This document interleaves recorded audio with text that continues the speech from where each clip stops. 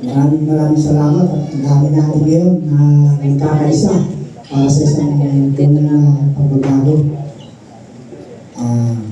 Introduction muna tayo, opening statement.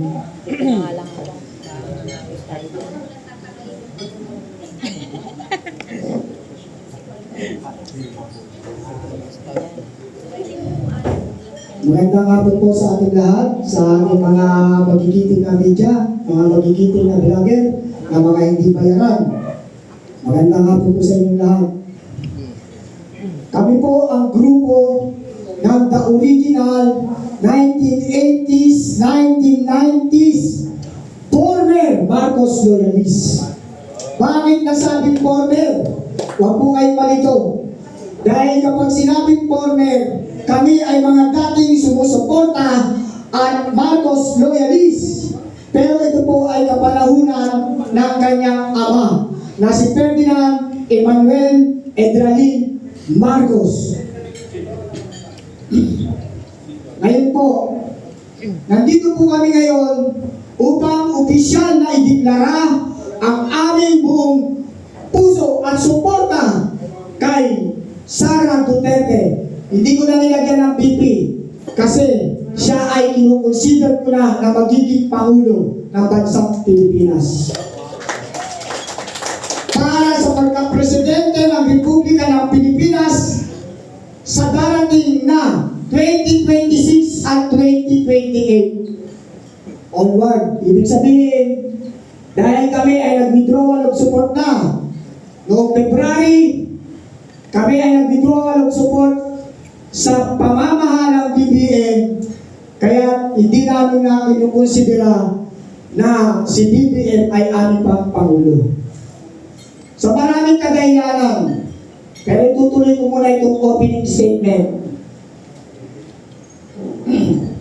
Simula lang aming marinig ang opisyal na deklarasyon ni BP Sara Duterte noong ika-20 ng Pebrero na siya ay tatakbo bilang Pangulo ng bansang Pilipinas, agad kaming bumuo at nagkaisa.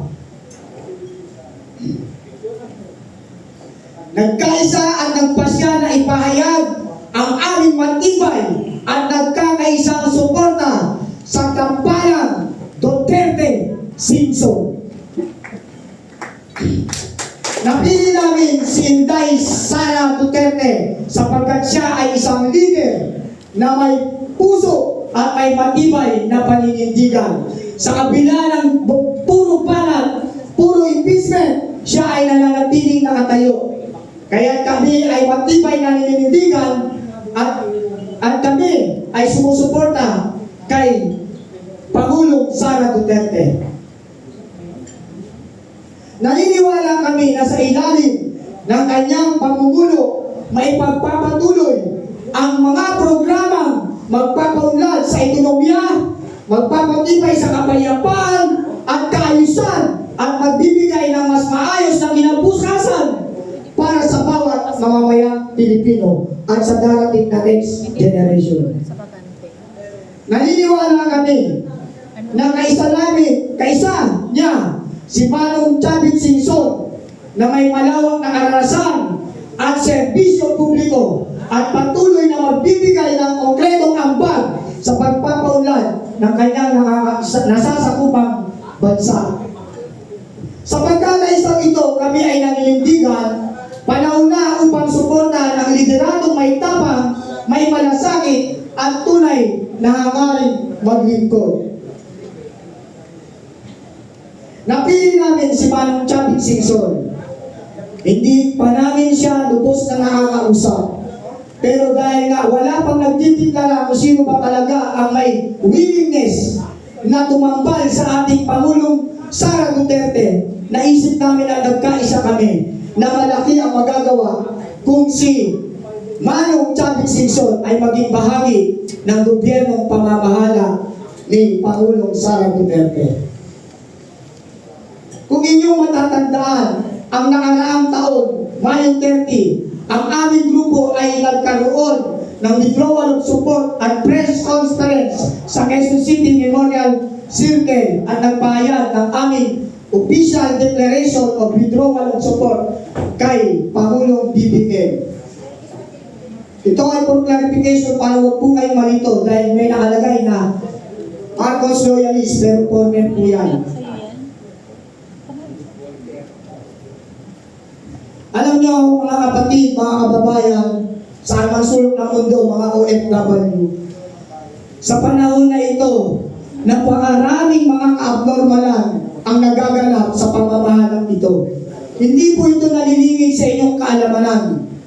Ito po ay palasak na napag-uusapan at nararanasan nating lahat ang sobrang kahirapan at sobrang pamumulitika at sobrang pang-aabuso sa ating mga karapatan. Lalong-lalo na po ang ating mga media, ang ating mga vlogger, kung paano sakalin ang kanilang karapatan na magpahayag ng katotohanan para sa ating bayan at mamamayan. Si Manong Chavit ay bina-background check na rin namin ang kanyang mga kategory, ang kanyang kakayahan para pwedeng itandem sa ating mahal na Pangulong Sara Duterte. Bagamat wala pa kaming napag-usapan o hindi pa namin nakakausap ng formal si Manong Chavit dahil wala naman kami naririnig na nagangad para sa pwestong BP. Kami ay nagkaisa, kaming mga Marcos loyalist dati ay nagkaisa na kung pwede si Manong Chavit ay pwede natin suportahan. Malayo pa ang 2028 pero narito na kami sa inyong harapan upang ipahayag ang aming pagkakaisa na Sara at Chavit.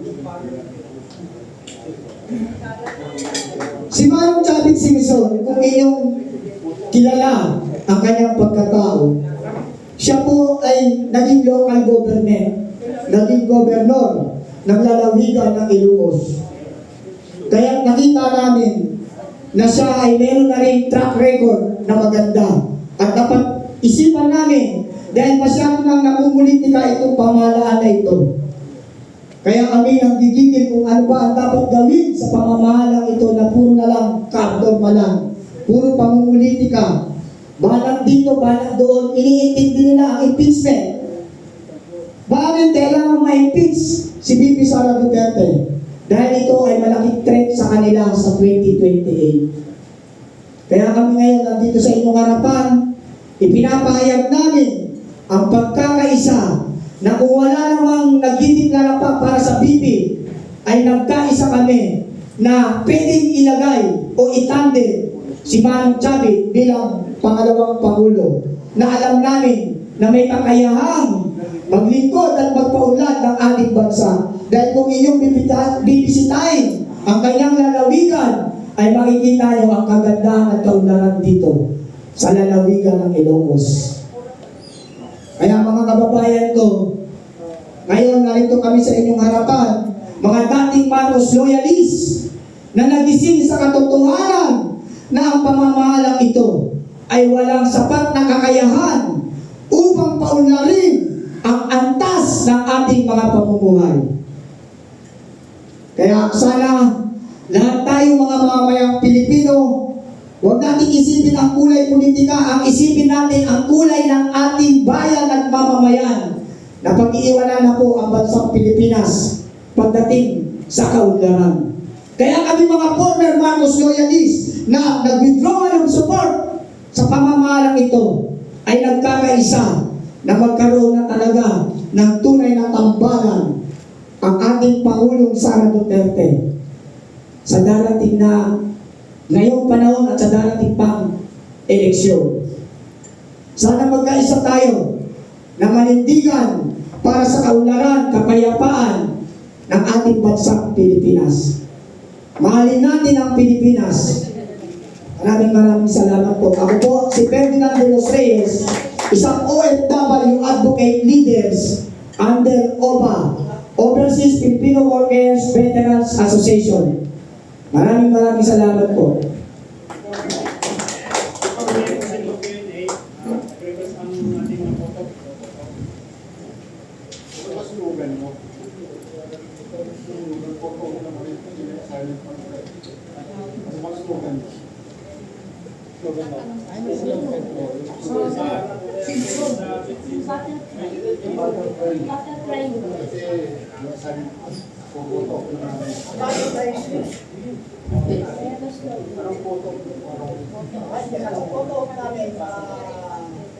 Sara support Sara Duterte, Chabi Singson. Support.